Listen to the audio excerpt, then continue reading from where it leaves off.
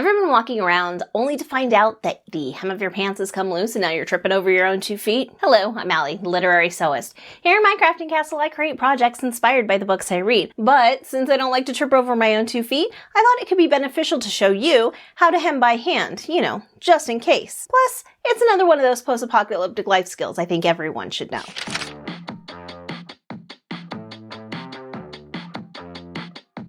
You will need thread, hand needles, and a needle threader. Using plenty of thread, create a single loop and double knot the ends together.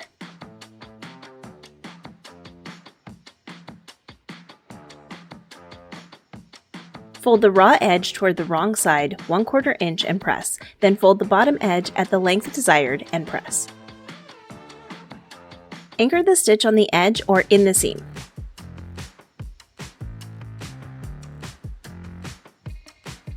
With the needle tip, pick up a single thread of the weave as close to the fold but on the main fabric as possible. Pull your thread through gently without popping the single thread. On the folded fabric but not the main fabric, pick up a small catch of fabric. This should be just slightly angled from the single thread. Pull your thread through.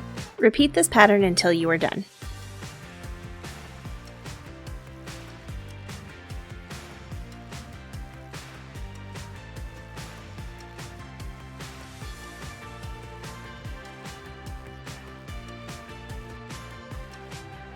When you reach the end, tie off with a knot.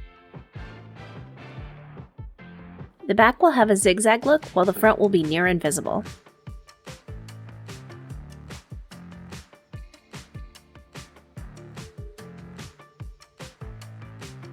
Anchor the stitch on the edge or in the seam. Tuck in the thread tails if you don't want to snip them off.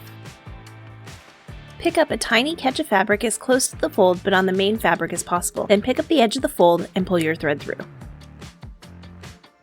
Move over 1/4 inch or so, then repeat until you're done.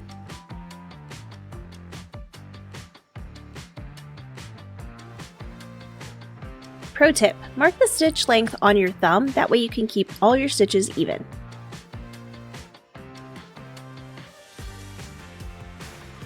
When you reach the end, tie off the knot, then slip the thread into the fold and snip off, hiding the tail. The back will have a nearly straight line, while the front will show tiny bits of thread.